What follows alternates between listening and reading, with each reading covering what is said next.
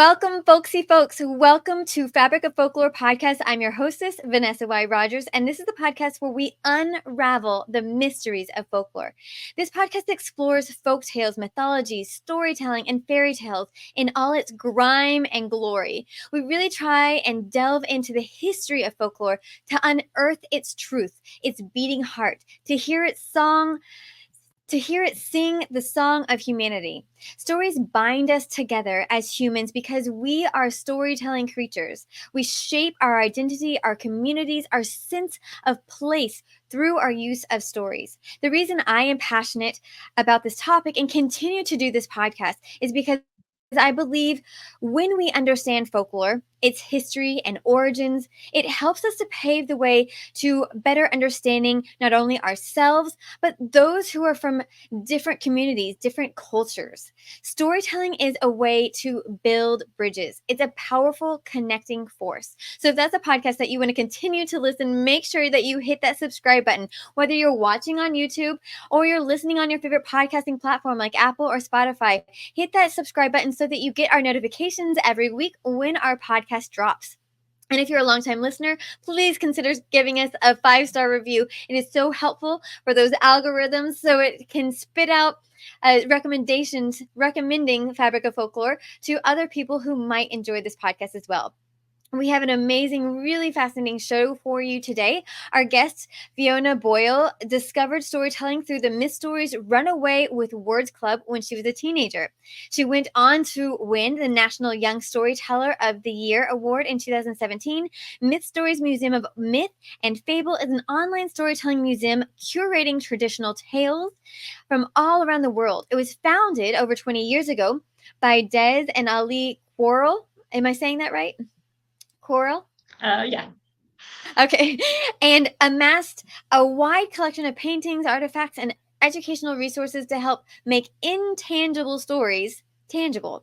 Over the years, Mythstories has helped to introduce young people to traditional oral storytelling through storytelling clubs, workshops in schools, story walks, and more. Mythstories is where words work. Fiona now helps to run Mythstories social media and is currently exploring how stories can connect us to the natural world. So thank you so much for joining us, Fiona. Yeah, thank you for having me. I'm really excited to talk about Mythstories with you. So give us a little bit of the background of Mythstories Museum. It's been around for 20 years. That's pretty remarkable. So Dez and Ali started it in I think 1998. It kind of started as a website and then kind of had their first kind of physical museum in 1999. It started off with because Dez was an artist and still is, and he was making these artworks based on Shropshire mythology and Indian mythology and wanted to kind of collect them in place and then use them to kind of tell stories to people. And then kind of the storytelling community at the time, just kind of throughout the years, have kind of donated like artifacts. So we have Helen East donated a lot from her travels in like India and South America and kind of bringing back these storytelling artifacts. And then kind of as time went on, they kind of started commissioning artifacts. So they were like, oh, we need a specific kind of artifact to tell stories in a particular way. And then kind of just built the collection. And what was its goal? What was its initial goal? To basically spread storytelling and kind of give people a way to engage with it, and then also to kind of use it to kind of promote literacy to young people, and just kind of connect everyone to the stories that are out there. Now, it's gone through several transitions, and now it was an actual physical museum, but now it's mostly an online educational resource. Can you talk us through a little bit about those transitions? Yeah, so it has had a few transitions. So yeah, like I said, it kind of started off originally as a website, obviously back in the very early days of when websites were a thing. There's actually had a friend who kind of did like software development, so they kind of built the website, and then it was actually featured on the UK. Kind of had this like national grid for learning, which was kind of used for teaching in schools. So that's how it started off, and then had the physical first museum in Wem and then kind of moved to so it had moved started in Shrewsbury, moved to Wem, and then kind of moved back to Shrewsbury, and then but kind of running a museum means like renting the space and finding spaces that will let you stay, and kind of when they stopped being able to have the museum at the University Centre in Shrewsbury, Dez and Ali kind of they're kind of in their 70s now, and we're like kind of ready to step back from it a bit. So so they've kind of sent the artifacts off to different places. So there's I wrote the name down. There's the Folklore Centre in Hebden Bridge has all of the books. So they've got over 5,000 books of storytelling and folk tales collected. So that they took all of those. And in fact, Wow. two of our processional giants, so these like massive giant sculptures, which are kind of were used in kind of processions, so they would be carried. So they were made. I think it was for the Commonwealth Games, and kind of it's a traditional thing in kind of different European villages to build these massive giant sculptures and kind of carry them. And so ours and they were made out of. I think it was like paper mache, so like bits of paper like stuck together with glue, but they're like huge. And Like so taller than ours are human? Are they taller than you? like they're like maybe 3 humans high, so they are properly Wow. gigantic. And ours are of the Green Knight and Morgan Le Fay from like King Arthur's like Arthurian legends. And so there's in Belgium there's a museum called the House of Giants, which has loads of these processional giants. So it ended up those two ended up getting shipped in kind of different parts across to Belgium, where they are now. And Um, what characters are these giants? Are they from yeah, like so traditional stories? I think some of them are representing traditional stories. So like with ours being from the Arthurian legends, but I think they're just kind of related to like local folklore, and maybe some of them kind of make characters just for the processions, but and then the rest of our artifacts kind of went to two different schools. So we kind of put them in like mini storytelling museums, basically, so that the school children can use them to learn about storytelling.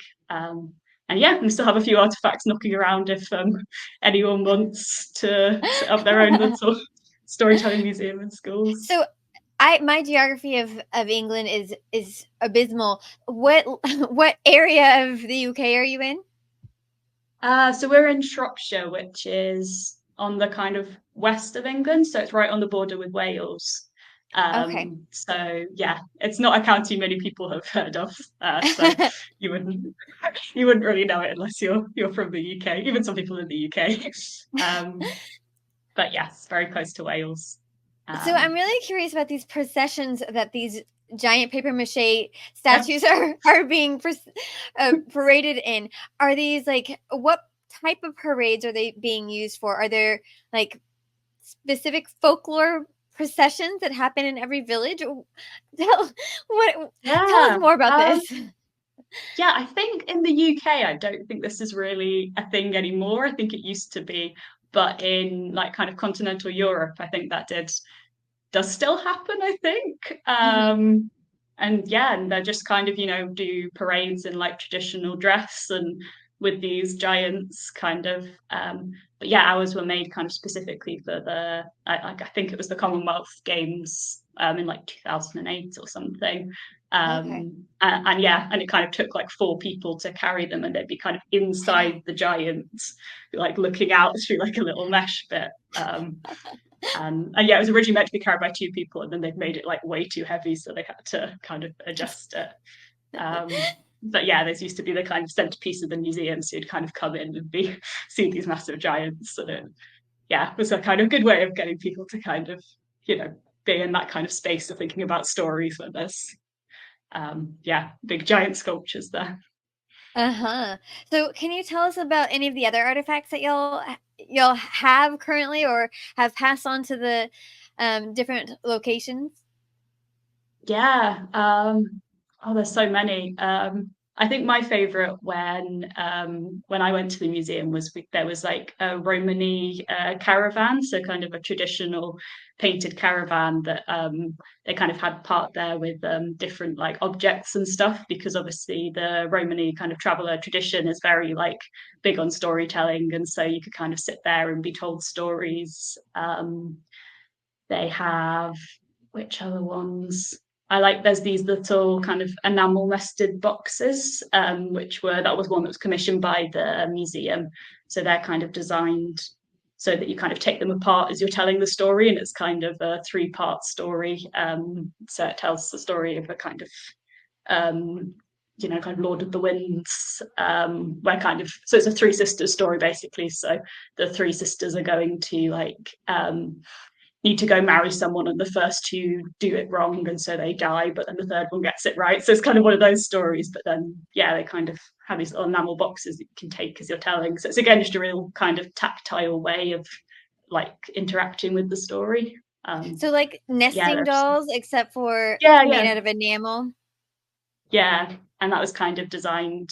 So they commissioned a sculpture, like a sculptor, metal worker, um, and yeah, he kind of worked with a group of school children, and they decided which designs they wanted to be put on them, and so it's kind of a very like collaborative process. Mm. So yeah. Cool. And then who so now that you've transitioned to a website, who uses it currently? Yeah, so I think it's a mixture of people. So storytellers, kind of educators are kind of the main people we want to be using it, so that they can. Mhm. So we have so many educational resources for for people to kind of make their own storytelling artifacts, or just people can find videos and stuff of the stories. And yes, that's kind of, and we have lots of like specific kind of, because in the UK we're going to have key stages, which are the different like age groups. So we'll have ones targeted at specific key stages, so that yeah, just hopefully teachers can kind of take them and use them to teach literacy. And yeah, just kind of help their students kind of engage with the material. So, And but yeah, why but do also you people like feel casually, hopefully. But, so. yeah. Why do you feel that using folk tales and mythology is useful in teaching literacy? I think it's really useful. I think, especially if you can do it in the kind of way of teaching oral storytelling, it really gives people a different way of engaging with it than I think reading or writing does, because I think there's lots of children that might really struggle with reading and writing, and that makes them feel like they can't kind of access stories. Mm-hmm. But it's such a different way of doing things when you're telling the story kind of improvised. It's not about writing it down, and I think it can just give people, they can really kind of take ownership of it. And I think lots of times doing like workshops in schools, lots of storytellers will see there'll be children that would always like act out and be really difficult, and then once they can be involved in stories, it really, yeah, really gives them something. And again, and it's also like another part of it's kind of like our history and our heritage, which in some Mm-hmm. places like in Wales they kind of have a bit more of a like wanting to kind of revive that and Mm-hmm. connect children to that. But yeah, I think um, yeah, learning about storytelling can just and spoken word is really important, and it's something that's kind of been a bit lost, I think, from the UK curriculum. Like even in our GCSEs, which is you take when you're kind of 14, 15, Mm-hmm. we used to have an element of our like English language one, which was a spoken element, and they've taken that out, and it's kind of all reading and writing now. So, which I think is a shame, because I think, yeah, that kind of, So in yeah, your testing process, you would have like students stand up and do a storytelling. In the past, you were saying that was removed, but that was part yeah. of your So testing. yeah, so not storytelling in the same, like in the way that we do it, of kind of folk tales and stuff, but there'd be an Mm-hmm. element of kind of doing stuff with spoken word, or having to like speak instead of just writing. And now it's, Mm-hmm. I think, because it was a bit harder to assess, they've kind of taken that Yeah. out. And again, there's just people that don't they don't connect with like putting words on paper, but when they get to like speak words out, and they can really kind of thrive with that. Mm-hmm. So yeah, it's just those different skills that people have, and like I say, ways of literacy that even if people aren't that good at reading, they can still be great at telling stories. Absolutely. And you might be one of the first people to say it in such a unique way, but I think that is such a good point, that in education, that storytelling verbally can be so drastically different than the written word, and those are entirely different skills and skill sets Yeah. that yeah, that's so interesting. Yeah, and also a really interesting thing with storytelling is that the listener is a really important part of it. Like storytelling is a two-way process, because if you can't tell a story unless you have someone to listen to it. Otherwise, you're just kind of talking to yourself. So they're kind of sitting and listening, which obviously is a useful skill for anyone to learn, the kind of listening thing. And then all the audience are so important to the story because they're kind of creating the story in their head as they're listening. So it's that kind of two-way process, which you don't really get with many other art forms. And when we're telling stories, I've kind of been taught to do different ways of like engaging the audience. So that they kind of know they're kind of a part of it. So you might be like, oh, and then the person, she was making a soup, and then what different vegetables was she using? And then you get people to suggest vegetables, and you kind of weave it into the story. So they're like, oh, I get to kind of control this and be involved in this. And yeah.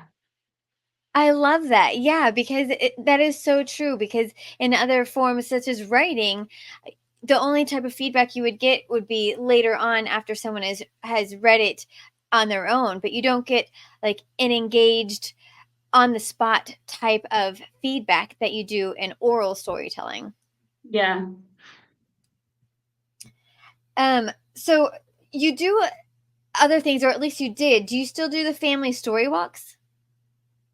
Um, I think we did them quite recently. It'd be nice to do those again, but yeah, I think 2021 there was a big kind of project for that called Wise Words in Wild Places, which was kind of doing storytelling and then making kind of films of them to kind of explore how people reacted to different kinds of images while they were listening. But yeah, that was kind of done as a series of story walks. And story walks, I did quite a few when I was involved in the Away with Words Club, and it's a really nice way of kind of connecting people to landscape and place with stories. So you kind of and children enjoy that as well, because you don't have to kind of sit in one place for a long time. So you kind of walk to different locations, and then you tell things that kind of connect to it. So you might stand by a really nice tree and then tell a story about trees, or it could.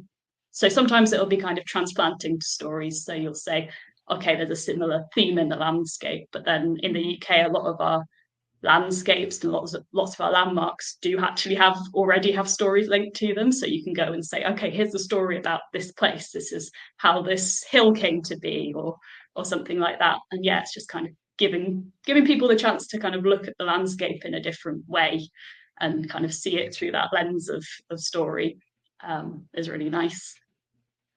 Do you have one that you remember from one of those story walks? Yeah. Do you want me to tell you Yeah, one? Or we love stories. yeah. Yeah.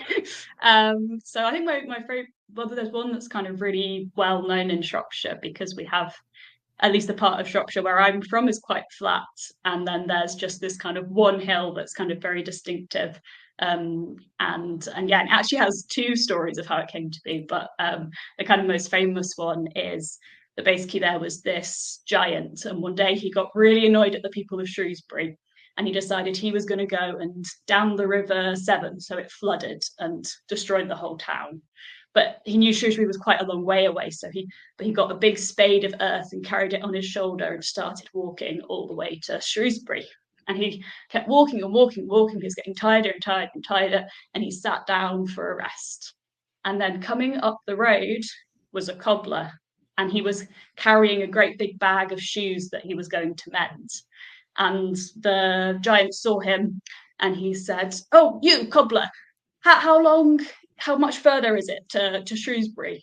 And the cobbler saw the giant, and he knew giants were bad news. So he thought quickly, and he went, well, I can't tell you how long it is, but this is how many pairs of shoes I've worn out walking. And he tipped his bag out, and all these shoes fell. And the giant looked at the worn out shoes, and he couldn't be bothered to go the rest of the way to Shrewsbury. So he just dumped his spade of earth down, and where that mound of earth was, that became the Wrekin. So is the hill in like kind of a random location? Is that kind of Yeah. So it's the just kind of the only hill in the area, and it's just kind of yeah. And then it's also got, like I say, got another story that there's a smaller hill next to it called the Arkle, and yeah, that there were two brother giants who kind of, because it's a thing in UK mythology where lots of giants like building hills and sitting on them. So you get lots of hills connected to kind of giant myths. And yeah, so there were these two brothers who kind of built a hill, and then they fought over it, and then one of them killed the other one and then kind of buried their body, and then that created the mound of the little hill next to it called the Arkle. It's like seen as like a sleeping giant. So yeah, it kind of shows how much of a landmark it is that it ended up with two stories. how But yeah, funny. but also a really interesting thing about that story is there is basically the same story exists in Germany, kind of from around the same time. So it's, which you get a lot with when you look at, you might have found this as well, when you look at stories, you kind of get them popping up in different Mhm. places, kind of, and you're like, how did those kind of the same story end up like here and there? So Yeah. yeah. Yeah, I do find that quite a bit, and it's so interesting, and sometimes you're like, but there's no connection between these places, and yet they have almost the identical stories, so it's really fascinating how that happens. I did not know that about England having so many giant folklore stories. That's Yeah. really interesting. Yeah, they're kind of a big part of it. And there's this theory that they kind of like represent the Celts, because there's lots of stories of people kind of Christians coming and defeating giants. So that might be kind of Mm, yeah, what they kind of represented, and then it got kind of turned into being giants. But yeah, we've got a lot, especially in Shropshire and Wales. There's quite a few on the Mythstories website as well. So it kind of collected some of those. interesting. And then some of the other things that y'all were doing were workshops and performances. Can you walk us through any of that?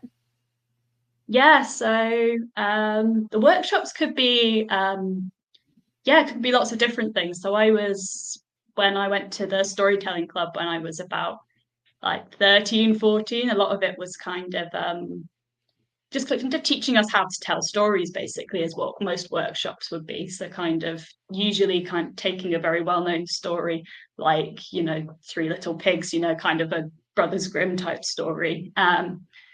And yeah, and then kind of learning how to break it down into parts and kind of build it up in your own way, and just kind of teaching people all those like skills that you probably wouldn't have if you were just kind of like, oh, I want to tell a story. Mm-hmm. So yeah, and then the like performance skills and you how to project your voice, things like that. And so that's kind of some of the workshops, or they had quite a lot that were to do with kind of making your own storytelling artifacts. So it would yeah, so they, for example, they did one with a kind of, because they did a series of workshops with a home educating groups, so kind of with them, and they did things like making their own story scrolls. So there's a thing in, I think it's Bengal, India, called these things called story pats, which are these scrolls that people would like unroll as they're telling the story, and they'd kind of sing the story as they went. So then, kind of getting children basically to make their own ones of those. They'd each draw kind of part of it, and then you kind of staple them all together, and then telling a story. So again, it's just finding different ways to engage with it. So people love kind of doing arts and crafts, and it's kind of a way to kind of make it their own. Mm. And yeah, and then And performances could be, yeah, just because there's lots of incredible storytellers around Shropshire and around the UK, so just kind of getting them to perform to people in different places. Also, when I was, because yeah, Dez and Ali have always been great about kind of championing young people, so they'd always get us to do performances and stuff. So we did some in kind of some open air museums. So in Shropshire, there's a thing called List Hill, which is like an old Victorian museum. So we'd kind of go round and tell stories to people there and kind of perform in the open air, kind of as people were walking past and stuff like that. So we kind of did the more formal, like people sit down and watch, but then also just kind of being in different spaces. So, how much of that is continuing now that it's mostly an online website? Are you, is the group still? I know that they're still working with educational uh, institutions like schools, but are they physically going in and doing workshops in those schools, or how does that look now?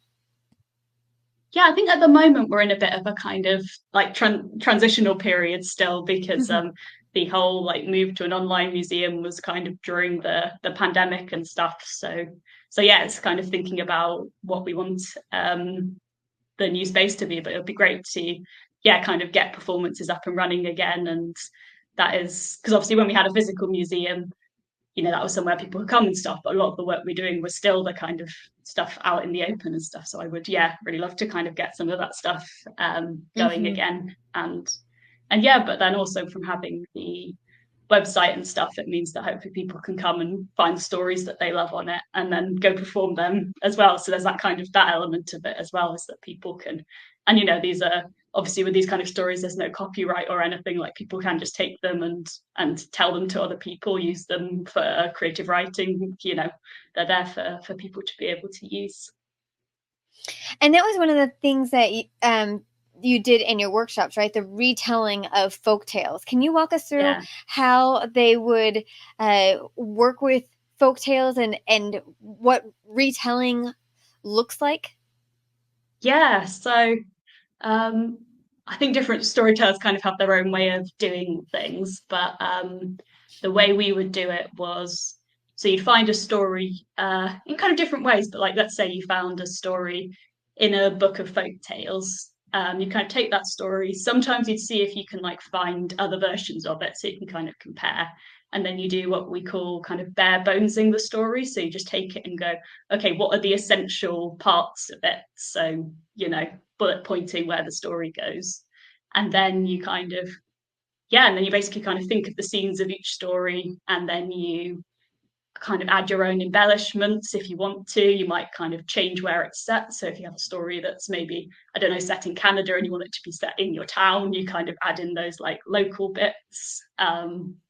And yeah, and then you kind of just practice telling it to other people, and it's all kind of improvised. So you're not kind of memorizing a script or something, which is maybe the kind of yeah the difference with storytelling as like an art form to something like writing or like poetry or something, is that it's all improvised. You'll have your structure and you'll have maybe phrases you want to say. And then yeah, and then there's kind of storytelling elements you can add in. So we had they call them fireworks moments. So you kind of go, okay, what's the big scene that you want people to know about?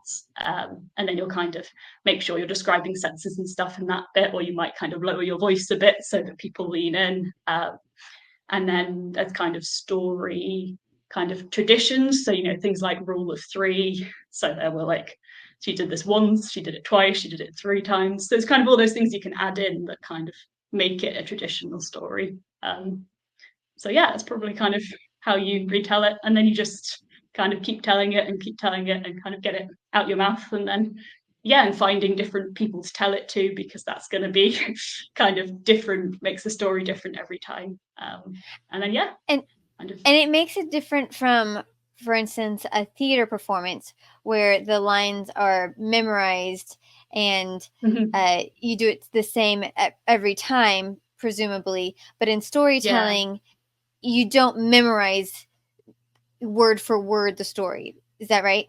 yeah, yeah, that's right. And I actually kind of before I did storytelling, I've been involved in like theatre and stuff, so I was very used to kind of working from scripts, and it kind of took them a little bit of time to get me like into that thing. But they were just like they'd say like just imagine that you're like telling a story about, you know, when you were on holiday and something funny happened. Like you don't have a script that you write out to say that. So it's kind of a similar thing where, you know, you're just kind of learning the beats and the structure of the story, and then you get to and it's a cool experience to do, like telling stories like that, because sometimes you'll be telling it and something will like pop up that you hadn't expected, and it's so it kind of gets to be a new experience for you as much as it is for the audience, which is really good. And there is something very that I really enjoy about kind of telling some of these stories that can be like thousands of years old, and then you're kind of there telling them in like a modern context and kind of keeping them going. Do you find it more exhilarating or more nerve-wracking to do storytelling in that format where you don't have a memorized script, or is it freeing? How do people experience that? Yeah, I think it kind of depends kind of who I'm telling it to. So I think I think kind of because I had that background in theatre, I always found it much easier to kind of tell a story like on stage with an audience kind of a little bit removed from me. And that's something they wanted to that doesn't really kind of worked on me with, like, whereas just telling a story to like one person who's kind of, sat next to you is can be a lot. I find that a lot harder because it's that kind of a bit more like intimate. But yeah, it's kind of obviously it feels a bit more kind of risky. So you're like, oh, what if I forget or something? But then you just as you do it more, you kind of learn how to kind of how to go back if you've kind of forgotten an important thing, like bring it back in and stuff. I also think people in some ways can kind of, if you mess up a bit, that makes people go, oh yeah, this is like not a scripted thing, and it can be a good way of reminding them. Well, that's what I tell myself anyway. But yeah, I've actually like not done it for a few years because I went away to uni and stuff. So now kind of I'm just trying to start storytelling again. And like now I've not done it for a bit, because you do it when you're a bit younger, then you don't have that kind of self-consciousness. So kind of Yeah. working back into that has been, I'm just starting that now, and it's been nice. But yeah, like I'm like, oh, there's a bit more like self-consciousness and stuff. But There's some rusty bits to work out. yeah. So, Mythstories, does it include stories from all over the world, or is there a focus on the UK stories? What does that look like? Yeah, so I'd say the main kind of so it's got Shropshire stories, so kind of the county we're from, because that's where it was based. So we obviously collected a lot there, and also kind of Wales, which was kind of like right next to Shropshire. But then so we do have it kind of from all over the world. But then the two main countries we have is Canadian stories and Indian stories. Probably like our Indian stories are like the biggest kind of collection overall because just because Des was really interested in them, and I think a lot of the UK storytellers are because in the UK we have a big like Indian community, so that kind of means we kind of have a connection to India, and they're also really great stories. So yeah, lots of Indian stories, lots of Canadian stories, and then quite a few like South American ones and stuff. So yeah, kind of all around the world really. And do people contribute to the stories that you have on your website? Like, do you accept different stories from around the world? How does that work? Yeah, so I think we don't have that at the moment, but that would be interesting actually if we had a kind of place where people could add their own stories. But yeah, I think it kind of just these were stories that were kind of collected over the like 20 years of the museum. So they've kind Uh-huh. of I don't really know how they found them, some of them, but some of them would be kind of as part of projects. So for our Welsh stories, there was this Montgomeryshire, which is a county in Wales. They did a Montgomeryshire folklore, folk tales project, kind of working off this like book of folk tales, and then kind of getting school children to tell the different stories and stuff. So like lots of the stories kind of came from different projects, and then lots of them from Dez's artwork, just kind of the stories he wanted to make art of. So it can, so they kind of come quite organically, like which stories ended up getting added.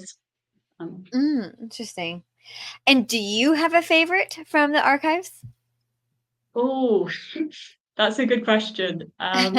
There's one that I really like called Sedna, which is about this Inuit kind of princess who gets basically bewitched by like a seabird, and she like marries him, and he goes off to kind of takes her away to this like rock in the middle of the sea, and then her father comes to try and like rescue her, and then it makes the seabird angry, and then he kind of makes this big storm throw up, basically I won't go through the whole story, but it's the kind of origin story of how marine mammals came to be. So like where the walruses and stuff came from, and I really enjoy kind of because I'm quite interested in like zoology and nature and stuff. I really love the kind of origin stories. People being like, why is this thing like this? And then kind of having the stories around it. So yeah, that's probably my favorite, but there's loads of really, really good ones on there. That's a really, I've never heard that one. Do you know what that Inuit story is called? Yeah, so it's on our website we call it Sedna, Goddess of the Seas. Okay, cool. And so tell us a little bit more about one of the things that you're currently working on is connecting stories to the natural world. Since you already touched on that, I'd like to hear more about that project. Yeah, so at the moment we're kind of doing that in a few different ways, but one of the ways is at the moment we're working on a kind of museum guide within the Bloomberg Connects app, which hopefully will be out by the time this podcast goes. But if not, follow us on Instagram and you'll see what it is. But yeah, and kind of part of the grant funding we got for that was to kind of create exhibitions within it that kind of explore stories and the natural world. Because I just think stories are a really kind of great way of connecting us to the environment and making people care about the environment. There's an example I talk about quite a bit where there's this Kenyan conservationist called Wangari Maathai, and she was, did amazing things in Kenya with kind of promoting conservation and protecting forests and planting trees and stuff. She was really amazing, but she was talking about when she was growing up in her village, there was this tree that they believed there was a spirit inside it. So they tell stories about like, oh, make sure you don't hurt the tree because it's got a spirit. And there used to be a stream that ran by it, and she would go and play in the stream. And then the British colonialists came, and they basically part of their like process of colonization was they banned people from kind of telling their stories essentially, so they kind of blocked that heritage, and that meant that the tree kind of wasn't protected anymore, and so it got cut down, and it turned out that its roots had been kind of allowing, meant that the stream was able to exist, so they were kind of holding water. And so after the tree was cut down, the stream went, and then people didn't have water anymore. So it's that kind of that thing with stories kind of protecting and providing cultural knowledge, which which I find really interesting. And we've got loads of stories that do kind of connect to nature in lots of different ways. So I'm sorry, just gonna have a drink. Yeah, that's absolutely fascinating. I haven't heard that, and we'll have to get that website of the woman in Kenya that is So doing this she's work. so she's sorry, she's not alive anymore, but there is so I think she died like 10, 20 years ago. But there's a really good documentary that I'll send you a link to, kind of, that talks about all her work and stuff. Yeah, she's Perfect. really, really inspiring. But yeah, so we have at the moment I'm kind of working on kind of like theming different exhibitions, kind of one of them talking about humans and nature, because we have a few, quite a few stories of like humans' connections to nature in kind of positive and kind of less positive ways. In fact, lots of the Indian stories have people kind of caring for nature. So there's the kind of basically the Indian version of the like flood stories. We have the kind of well-known kind of like biblical version is Noah and the flood, but there was a similar story in India, which I think is this like same age, about kind of Manu, who basically cares for this little fish who's kind of going down a big river and is scared, so he kind of cares for the fish, and then like as it grows moves it to different like bigger ponds and stuff, and eventually like moves it into the sea. And then the fish tells him he's actually like a god and that there's a big flood coming, and he has to like collect all the seeds in the world and put them into an ark, and then when the flood comes, then the fish comes as like this big narwhal and kind of tows the ship to safety, and then Manu kind of sows the seeds of the world. So again, so I actually hadn't like heard that story until I was kind of like going through the Mythstories website, kind of trying to find environmental stories. So yeah, there's just so many examples of just just different stories that kind of show a connection to nature. And I kind of do stuff, have done stuff kind of from a more like scientific perspective of like working with environmental charities, kind of volunteering, being like, how can we engage like young people with nature? Mm-hmm. And I think actually stuff like storytelling is just giving people like a different route in, because like I have lots of from doing kind of science stuff, I have lots of friends who are kind of more interested in, you know, kind of doing scientific surveys and kind of getting really into like the science and recording and stuff, but like not everyone is like interested in that. So if you can find, you know, if people are a bit more like creative and something like, you know, they might not be connected to say like, you know, learning about the particular, you know, identifying particular species of an animal, but they might be interested in learning like, oh, it has this like folklore association or something. So Mm-hmm. yeah, it's just finding lots of different ways that people feel connected. And I think once you feel connected to something, then you're more likely to want to protect it. So Absolutely, and not everyone has a brain for science. It doesn't necessarily click, but most humans have a brain for storytelling, not necessarily themselves being a storyteller, but our brains are uh, definitely geared towards hearing stories and understanding the world through storytelling. So I think that is such an important way to engage with audiences, to help them to care about things like the environment. yeah, definitely.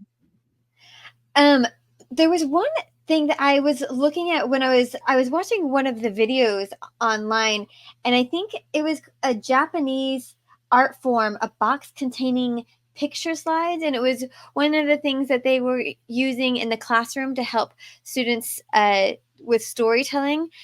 Can you talk a little bit about that one? Yeah, so that's a art form called kamishibai, which yeah, is from Japan.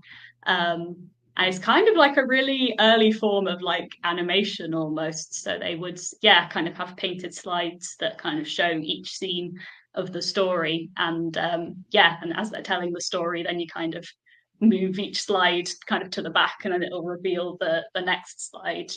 And yeah, I actually made one as part of the Away with Words thing. And I think they kind of chose this as a storytelling kind of technique, or like thing to workshop with people, because it is kind of has two things. It's like, so if you're making your own story, it really kind of forces you to go, because I think, you know, like I've got kind of 9 images that I can put on this, or however many. And then it really makes you think about your scenes. So you kind of like, if you have to do a scene for each one, it's like which scene most best tells my story. And then when you're actually telling it, you're thinking kind of in the scenes. So it's kind of good from a telling perspective, and then also good from like a listener's perspective. If you're not used to storytelling, it can be a bit strange to kind of be like, oh, I'm just kind of meant to sit there looking at this person while they kind of tell the story. So being able to see it visually is really good. And then also then you have the element of, you get to make something, and if you enjoy doing artistic stuff, then it means you get to kind of do the drawing and things. So it kind of is a really great art form in its own right, and then kind of as an educational tool, I think it's, yeah, a really good thing to do. And we have resources on our website for how to kind of make your own one, or make one with your children if you want to, because it's quite a fun project. So you just kind of need a like cardboard box and some slides. Yeah, Yeah. that seems so interesting. Do the students do that in groups, or do they do it individually, or do they do one for the whole class? How does that work? Yeah, I think usually if they're doing it as a workshop, they kind of have, yeah, they kind of all having, you know, like doing it in groups, and they kind of might all do one a different slides or something, or work together to kind of decide which scenes they want to do it. When we did it in my Away with Words club, we kind of each did our own one, and that was kind of done as like a display, because the club was in a library, so it was made as a display in the library. So we kind of had one box, and then people had different, could then go and pick which of the slides they wanted, like which of the story sets from each one that we'd made. So then they could go and use it to tell the stories, if they wanted to.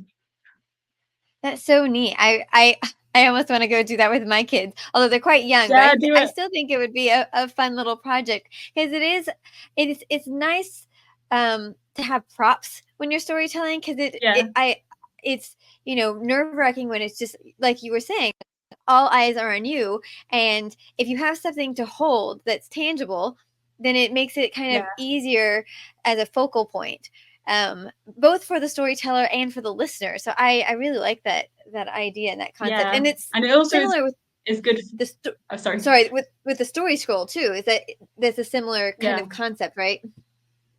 Yeah, and then there's also one called a kavad, which is a kind of like an Indian, like it's kind of a shrine, but also a storytelling object, like the traditional ones. It's kind of like a cupboard that kind of folds out and has different panels.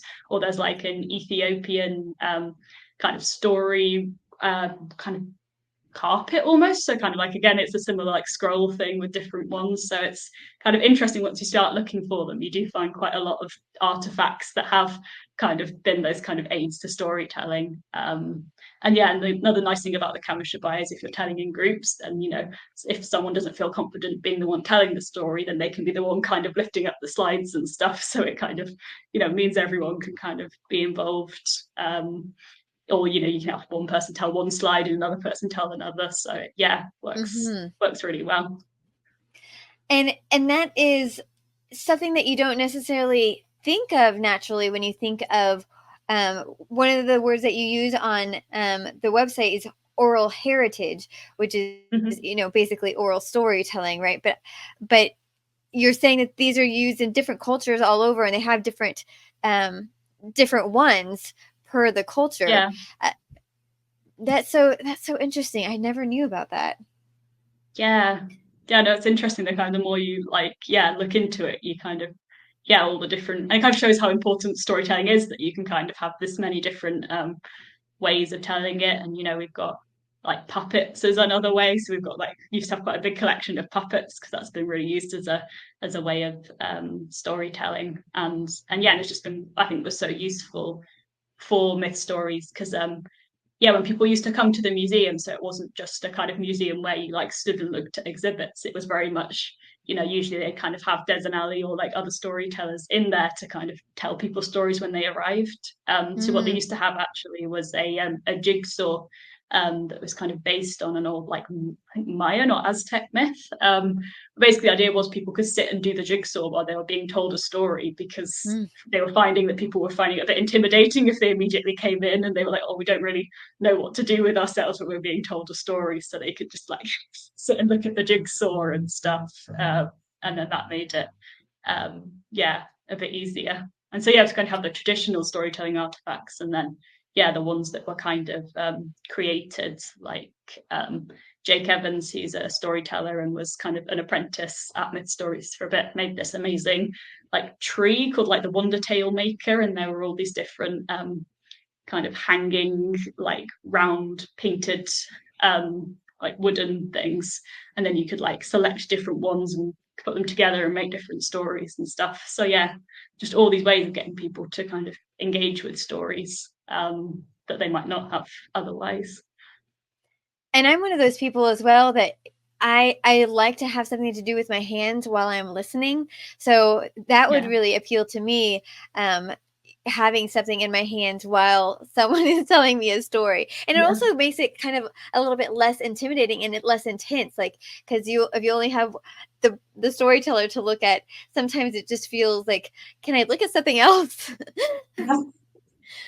yeah. It's kind of taking the pressure off because it is kind of it's something that used to be like way more common that you kind of just sit and be told stories, but we're really kind of not used to it, at least in kind of more Western cultures. Like we've kind Hmm. of lost that a bit, so it's kind of finding ways of people being being comfortable with that, which like things like doing the jigsaw and stuff can be good for. And there's actually some exhibits that because there was a deafblind girl who came to the museum, and her parents said, oh, there's nothing really that she can kind of there's no way she can kind of interact with that, so they kind of ended up working with a sculptor to make these kind of tactile clay tiles, so that to tell the story of the Epic of Gilgamesh, which is a really kind of ancient Mesopotamian story.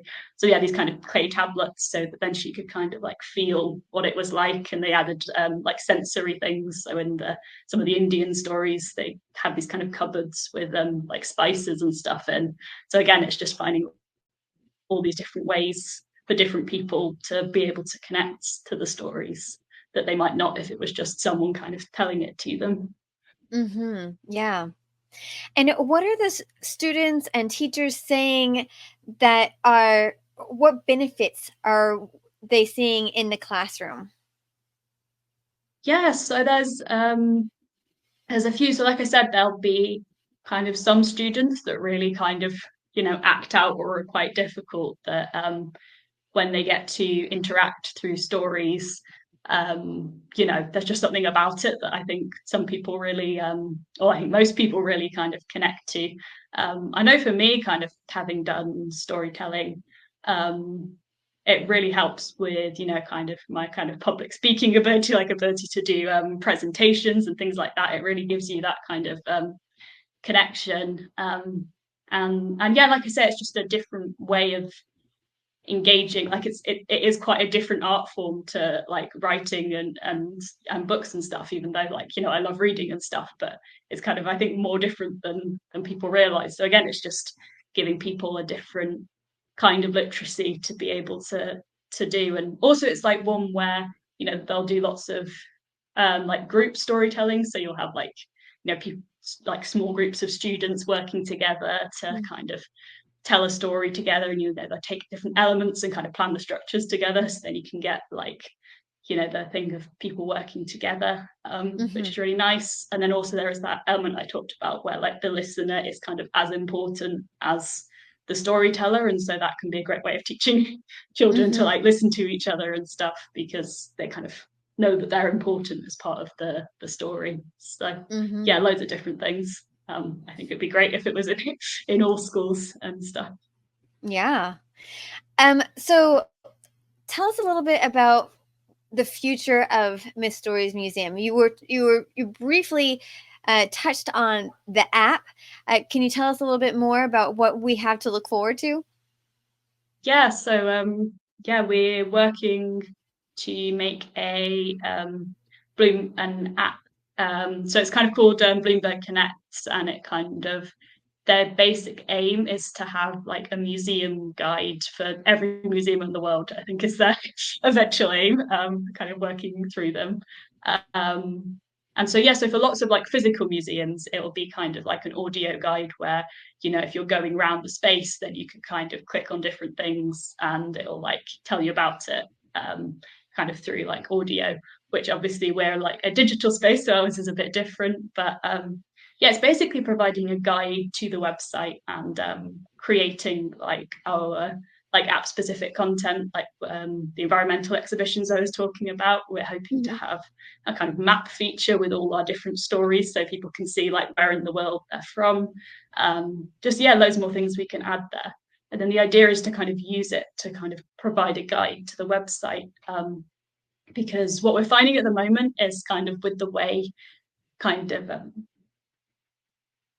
with the way search has changed. So it used to be people would kind of come to a website and spend like 20 minutes kind of looking around it and stuff, whereas now people usually just kind of search for what they want, click on that link, and then kind of go.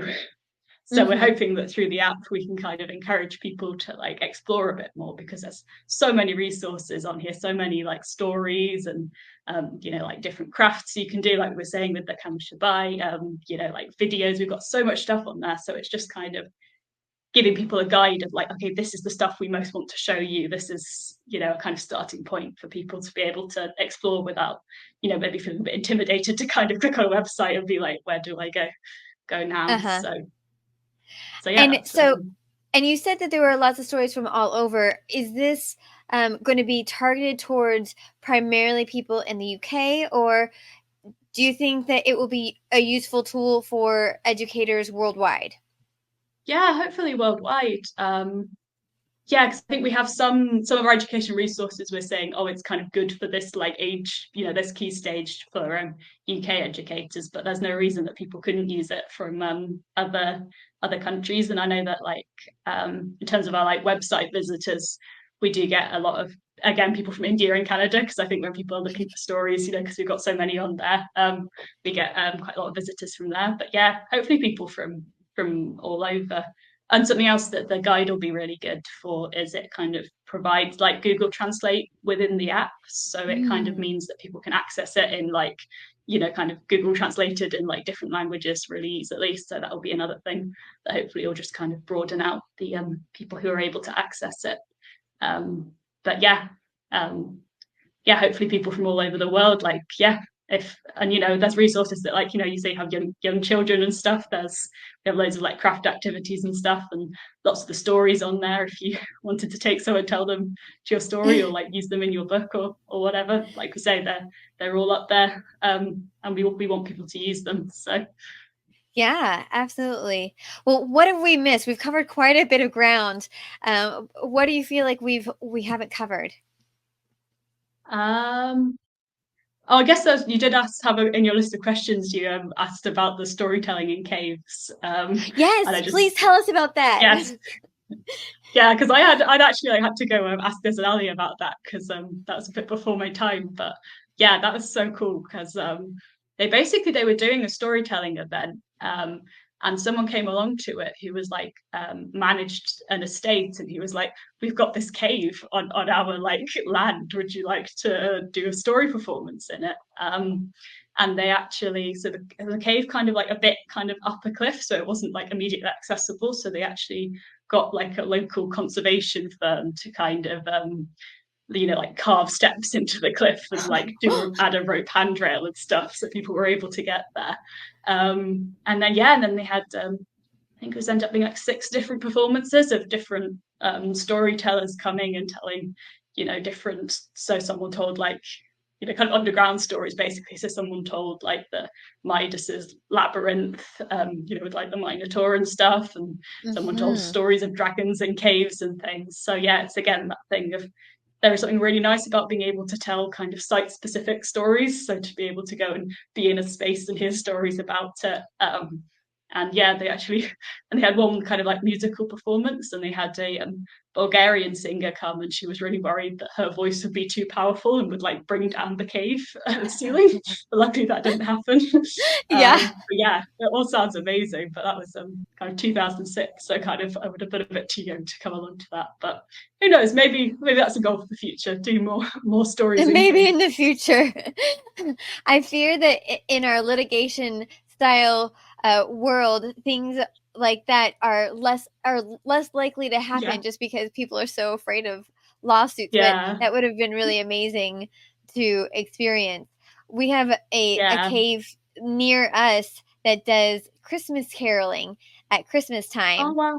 and we haven't ever gone, but it's been something that's on my bucket list for a while, because I would just imagine that the acoustics would make storytelling or singing just so much more magical. Yeah, yeah. That sounds amazing. Well, thank you so much, Fiona, for joining us. This was quite delightful. Oh yeah, thank you so much for having me. I really enjoyed it. And thank you, folksy folks, for joining us on this Mythstory Museum. What did you learn today? Were you inspired by this Mythstory Museum? Are you an educator or a parent? Have you used Mythstory or storytelling in your classroom or your home? And what did that look like? What benefits have you seen? We love to hear from our audience. So if you're watching on YouTube, please comment down below. If you are connected with us on our social medias like Facebook or Instagram, we have a Facebook group specifically for continuing that conversation, but we love to hear from you on any of our social medias. We're also on Twitter and a little bit on LinkedIn. So we really encourage you to continue that conversation. And like I said before, please subscribe if you haven't. You've been listening to Fabric of Folklore. Thanks for unraveling the mysteries of folklore. And until next time, keep the folk alive.